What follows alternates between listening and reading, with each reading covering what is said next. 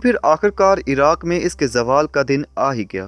3 مئی 2017 کو ایک کردستانی خاتون کو اربیل کے ہسپتال میں داخل کیا گیا۔ طبی معائنے کے بعد معلوم ہوا کہ اس کا پیٹ ٹشو پیپر سے بھرا ہوا ہے۔ اس نے 25 روز کے دوران 1100 کے قریب ٹشو پیپر کھا لیے تھے، جس نے اس کا پورا نظام ہضم جام کر دیا تھا۔ وجہ معلوم کرنے کے بعد پتہ چلا کہ وزن گھٹانے کا یہ نرالا نسخہ اس ملا صاحب نے تجویز کیا تھا۔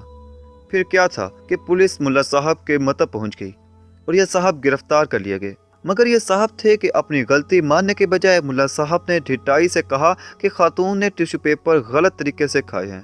اگر یہ خاتون میرے بتائے گئے طریقے کے مطابق کھاتی تو نقصان کی بجائے فائدہ ہوتا۔ کردستان کے وزیر صحت محمد رشید کے مطابق یہ موصوف عقل سے ماورا قسم کے علاج تجویز کرتے ہیں، اس لیے مزید انسانی جانوں کے تحفظ کے لیے انہیں گرفتار کر لیا گیا۔ ملا صاحب چونکہ اب بہت بڑے سیٹ بن چکے تھے، اس لیے